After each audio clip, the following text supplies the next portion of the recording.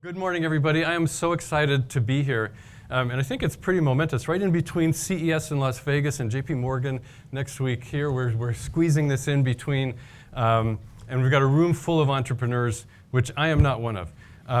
My job is to help entrepreneurs get their great stuff actually functioning and working in clinical settings. I'm a family doc, practiced for 25 years, 30 years of progressive management roles in various health systems around the country. Geisinger, Sutter, actually had an 8-year stint as the family doctor and ER doc at the base of the mountain, in Ski Mountain in Breckenridge, Colorado. For the last 5 years, for 5 years I was CEO at Sutter Gould Medical Foundation, 300 to 400 physician group, where we transformed the organization around returning joy to patient care and actually achieved reduced burnout in that organization. For the last 5 years, I've been consulting with health system leaders around the country on how to do this. And this is what I'm going to talk about, because the challenge that we face is really exemplified by this device right here. This is the Zeo XT. It's made by iRhythm, which is headquartered just about a mile from here. Zeo is a Holter monitor. It records every heartbeat. It's about the size of a big Band-Aid and records every heartbeat for 14 days. And electrophysiologic cardiologists have loved that because it's so much easier for the patients to use. Then they put an advancement into it. That with AI and ability to transmit, they were actually able to read dangerous rhythms real time and transmit that to the electrophysiologist so they could know when their patient was in trouble. And people thought that was fantastic, till they went to the electrophysiologist at Stanford who said, that's nice, but I can't take one more thing in my day. I cannot have alerts coming at me when somebody's rhythm is bad. I have no time. I run like crazy throughout my day just trying to keep up. My charts, my in-basket is filling with hundreds of messages. I go home, maybe have dinner with my kids and get back on the computer till I fall asleep on the keyboard. When am I going to start to use this? So we have this fantastic innovation that people aren't able to use because they're just so overwhelmed. So we're going to talk about how to reduce that overwhelm, because the challenge is that burnout is stifling innovation. It's a big hindrance to the work that many of the people in this room are pursuing. If burnout's, the opposite of burnout is professional satisfaction. And for physicians, for practicing physicians, the average person out in a clinic, professional satisfaction comes from the fact that we have this unique, wonderful job where people connect with us deeply. They come to us trusting us that we have their best interest at heart. So they'll tell us stuff that they will not tell anyone else in their lives. And they'll even let us examine parts of their body that nobody else gets to see, because we have this deep, wonderful relationship. That wonderful relationship is getting challenged, as we'll talk about, because we get so distracted by burnout. Now, that's for the vast majority of physicians that are practicing. It also impacts education. Physicians who are faculty at medical schools have the fantastic opportunity to work with some of the brightest people in the world to teach them how to come into this profession and do this great work. And we get a chance to do research and create all these wonderful innovations that we're here to talk about for the rest of the day. So how is it that burnout is actually stifling innovation? Well, burnout, if you're not familiar, there's three components, the manifestations of burnout. The first is exhaustion. I've given all I can, I have nothing left to give. The second is cynicism. When I have nothing left to give, I start to protect myself from my patients and from my organization. And if I have nothing left to give and I'm protecting myself, I feel like I'm not really making a difference in efficacy. Those are the three major manifestations. Where do they come from? They come from these 6 drivers. So much work on burnout focuses on addressing those manifestations and helping physicians cope and nurses cope more effectively. The problem isn't the nurses and the doctors. The problem is what's happening that's driving this burnout in them. We are some of the most resilient people in the world. Who else actually took organic chemistry just to get into medical school, and then got through residencies where they were working not just 60 but 80, 100 hours a week? It's not a lack of resilience. It's a fact that we're taking people that are so dedicated and putting them through work overload. where we're in chaotic work environments that are incredibly time pressured and increasingly information overloaded. When medical knowledge is doubling every 73 days, it's impossible to keep up. When we're overloaded, we feel like we're out of control. The second driver of burnout. Control is a big deal to doctors. We believe deeply in autonomy. And we need that control. When people want us to have that, that's why we spend the decade of our 20s getting the knowledge and skills. So when people need us to take control in an emergency situation, we can do that. It's one of the intangible rewards we're expecting when we enter this profession. We're also looking for other rewards, such as professional respect and collegiality, which collegiality now, and so those are the rewards. Collegiality is suffering. We're seeing a breakdown of community, the fourth driver of burnout. Many hospitals have a doctor's lounge. Actually, very few do anymore. They used to all have that. There's no time at lunch. People are trying to just get their charts done. People don't catch up with each other. It's just a constant run. We're not connected. When we're not connected, we start to wonder, as our lives suck, if we're just the only ones or if things are really fair. And fairness is the absence of fairness, the fifth driver of burnout, becoming more and more of an issue as we see greater gender and ethnic diversity in the healthcare workforce. And this is a little bit tough for me to talk about.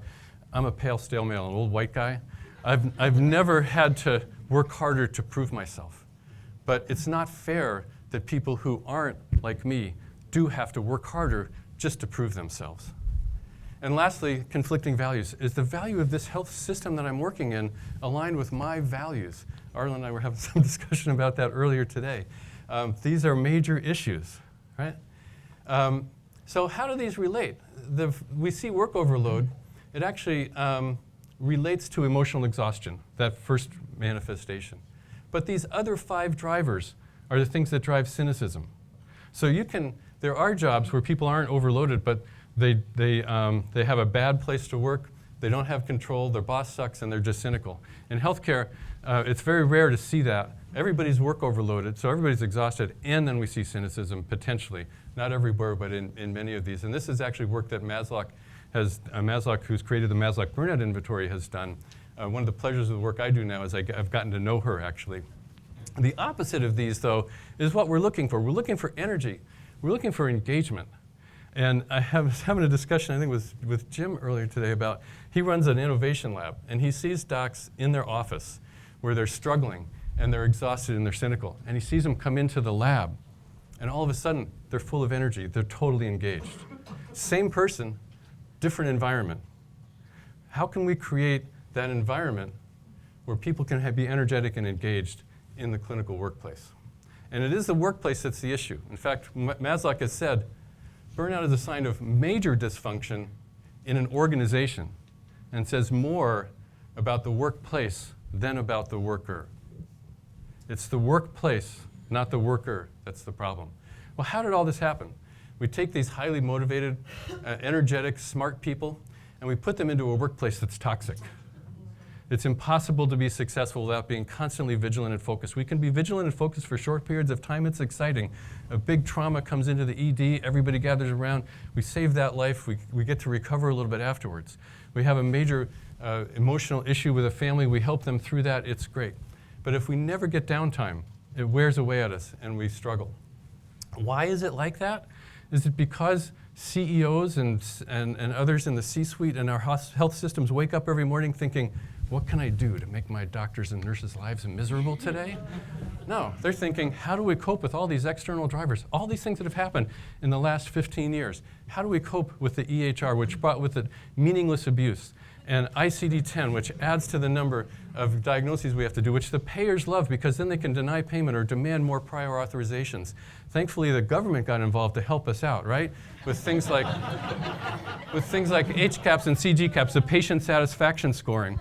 And we love to go talk to our doctors who are struggling with their patient satisfaction because they are quick to tell us that the patients are older, they're sicker, they're more culturally and linguistically diverse. And even the ones that are consistent have consulted Dr. Google and really don't care what we have to say. They're coming to tell us what to do. Oftentimes they're telling us they want pain meds, and now we have an opioid crisis where we used to give them the pain meds, now we deny them the pain meds. We deny them the pain meds, they come back mad, and we're seeing more violence in our workplaces. So maybe we should just get rid of these star systems and these rating systems. The problem is, even if we got rid of those, we still have this other rating system out there. If you haven't Yelped your own practice or health system or your own doctor, I'd feel free right now to do it if you'd like. It's amazing what you'll find. With all of that challenge, leaders often say, this is too much. What I'm going to do is just get bigger. I'm going to own more of the market. I'm going to merge and acquire, and that way I don't have to deal with this quite so much. Instead of really manage the organization, I'll just be so big people will have to put up with me. The other thing that we're putting up with is the help that we get from our professional societies with maintenance of certification. This is a test that physicians take every 6 to 10 years that sort of kind of demonstrates whether they're competent. Of course, they spend hundreds of hours and thousands of dollars preparing for that test. And with all of that, thankfully, we get paid less for everything we do. Now, if we walked in, if this didn't exist one day, and we walked in, we walked out on a Friday, we walked in on a Monday, and all of this was here at once, there would be a huge revolt going on. Everybody would be up in arms, doctors would be striking, things would be changing. But it's all come on gradually. Over the last 15 years, as long as I could still have that that relationship with my patient, that deep connection with my patient, okay, I'll figure out the EHR, I'll make that work. I'll deal with patient satisfaction scores. I'll even figure out prior auths if I need to, as long as I can still have that great relationship with my patient. But we've gotten to the point, and we could go around the room and we could fill this circle with many more things.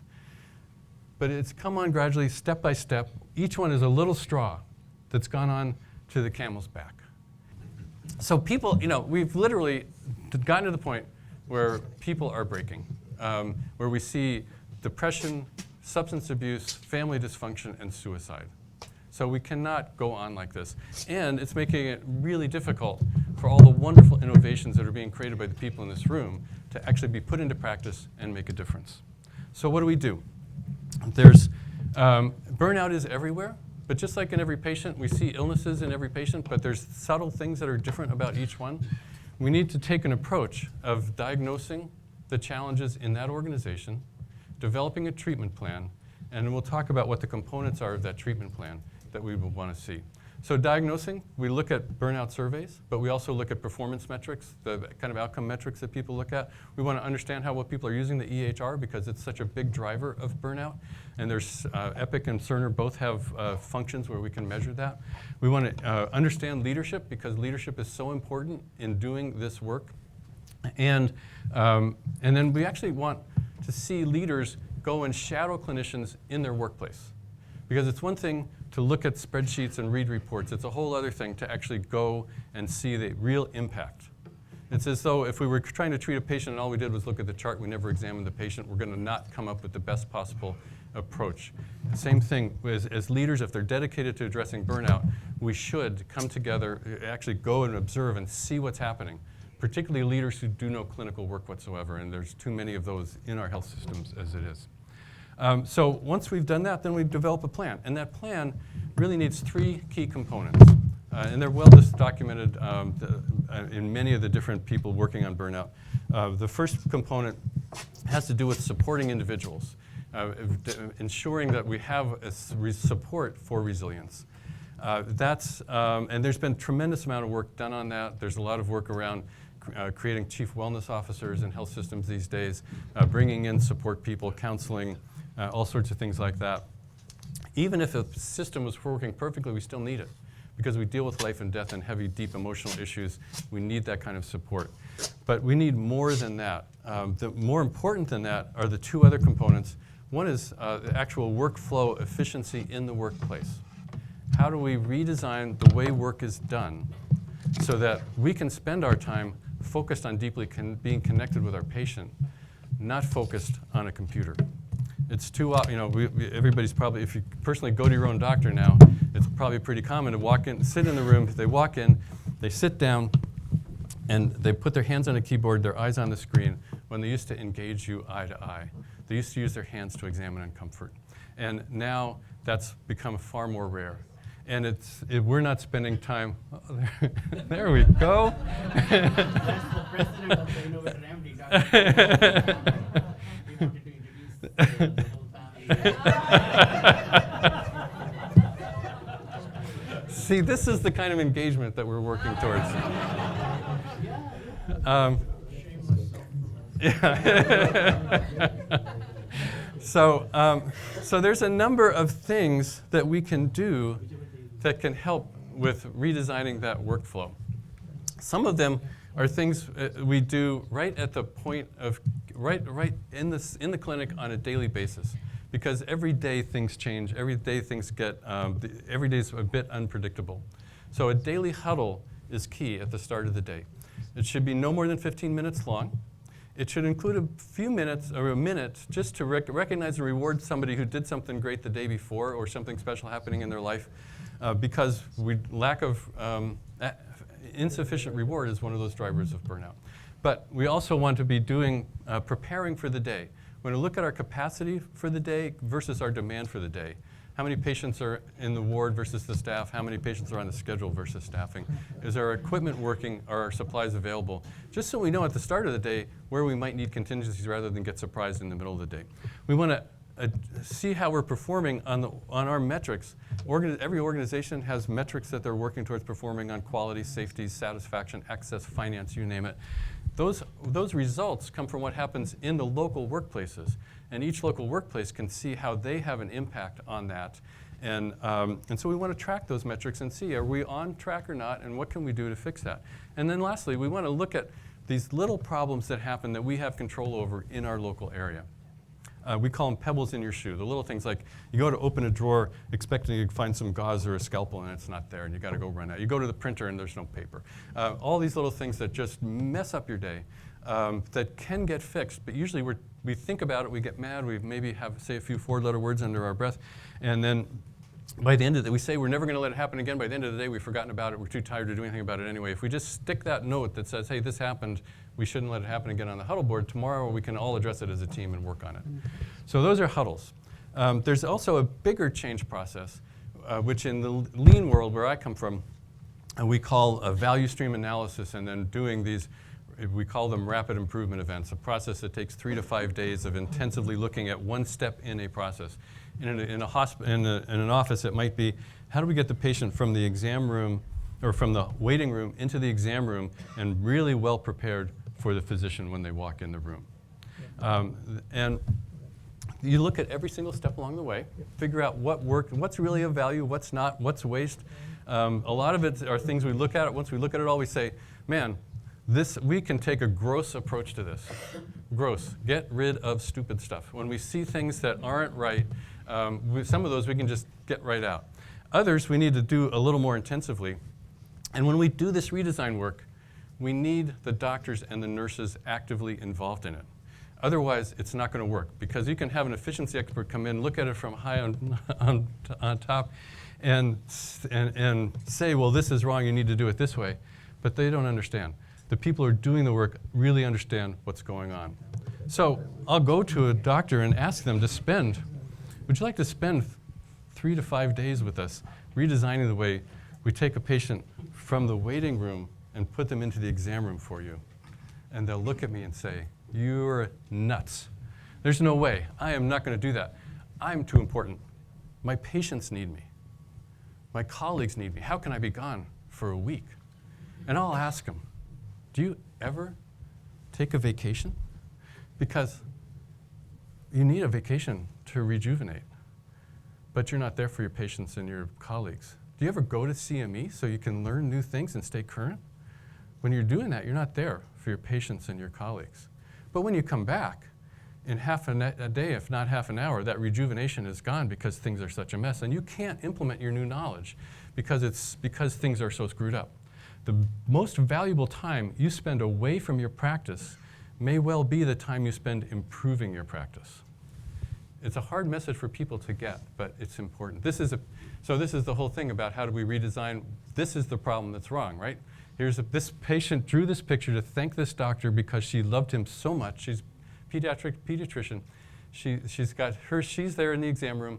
Here's the sister reading a book, mom and another child there, and here's the doctor. Now she thinks this is fine. She's really appreciative. The little girl loves her doctor. Here he is, typing away, facing away. For some reason, he's got a smile on his face. We do not know why that's the case. So that's what we're fixing. Really, what I've just described is design thinking. It's getting the people who use and work on the product to be deeply involved in that process.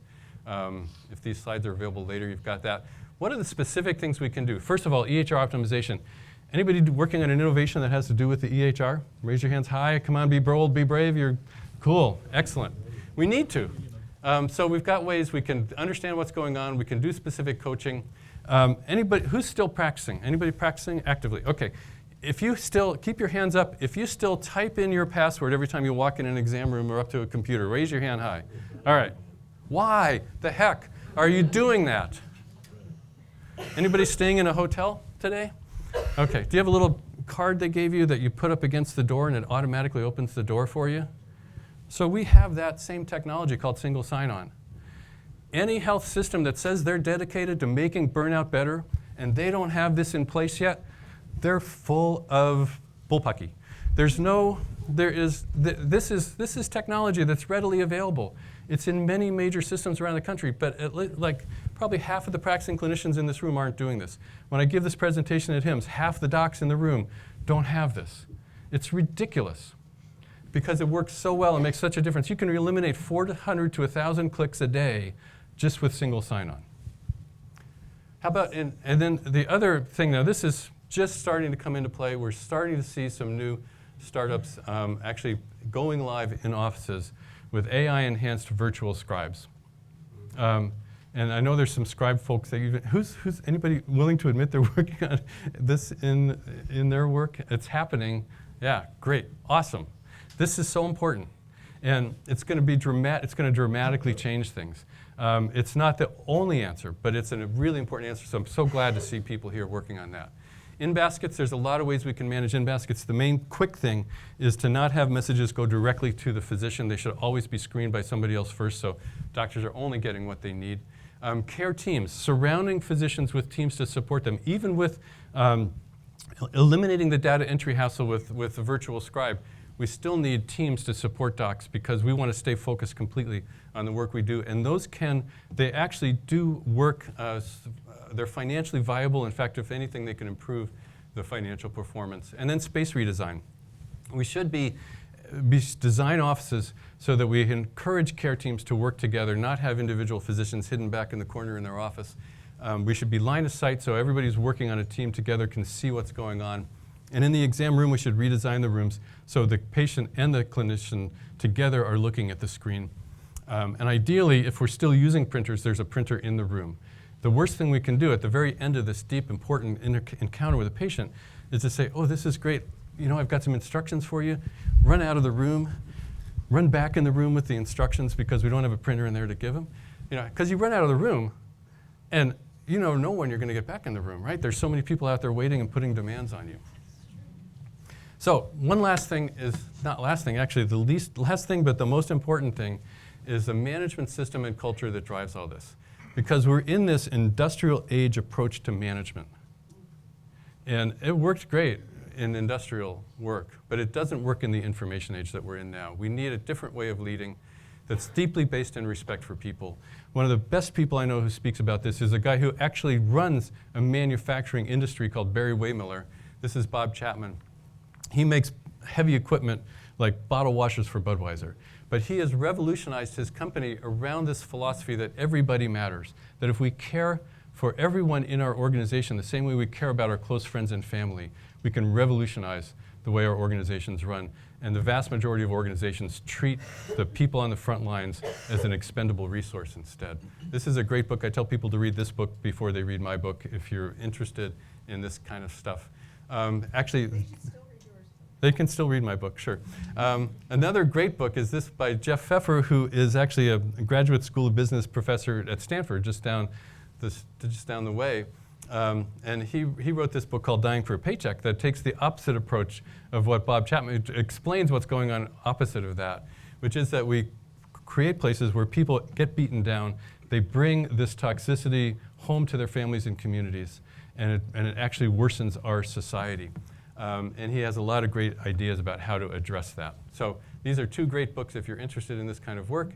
The key is how to go about it. We start with the foundation of mission, vision, and values. And when I go and talk to docs and say, wouldn't you like to spend a weekend helping us redesign our vision, our mission, and our values? And they'll say, are you crazy? I've got to take care of patients. That's the most important thing. But with all of the acquisitions that have happened, we're bringing together groups that actually come from very different worlds, from very different cultures. We think we all think of the same as physicians. We actually do not. And so understanding what are our values, and then not just what are they, how do we actually live them, creating a compact. A compact isn't just a statement of if our value is quality, we're going to close care gaps at every visit. It's a reciprocal agreement which says the organization is going to give me the tools and resources I need so I can close those care gaps at every visit. It's the whole point is that it's reciprocal instead of just putting the onus on the people up front. And so this is the approach that I take to lean. And people say, lean? What, 1 minute? Yeah. 1 minute. Okay, buckle up. Because lean is mean, and it's true if we focus on productivity, but there's things more important than productivity. It's that patient relationship. Everybody on the front lines here has a healing relationship with their patient, whether it's a doc, a nurse, a receptionist, you name it. As a family doc for 25 years, I had 100,000 of these. But when I became CEO, I stopped seeing patients. My job was to make sure these people had what they needed to do that work well. And there's a whole process of using huddles and preparing for the day and all these things to flow information from the staff front line out to the C-suite. We also want to flow information from the C-suite back out to the front line. What's our mission and vision? What are our goals? And how do we do that with a management system that works well? When we put that together, we actually end up with a workplace where people are happy because we're empowered and aligned and solving problems quickly so we can adapt to uncertainty, which of course is the key to survival. It's not being strong and smart, it's being able to adapt. When we do that, then we're actually achieving what we call the quadruple aim, not just the triple aim of quality and service and finance, but actually clinician well-being as well. Another way to say that is what this doc who we worked with in Northeast Georgia, a little village in Northeast Georgia called Cleveland. This was the Cleveland Clinic. And he realized, wow, I'm going home, I'm seeing my family. I can live again. I could only make me practice for 5 years. Now I can practice 20 or 30 years. But he told us he thought his salary was going to go down because there's no way he could be as productive. He was actually up by 10%. His life was just so much better because we put all of this work into place. So when we have information age management, we've got the capacity to create. We have the process to effectively iterate. And we have the engagement where we can rapidly accelerate. So that's it. Whew, just got done.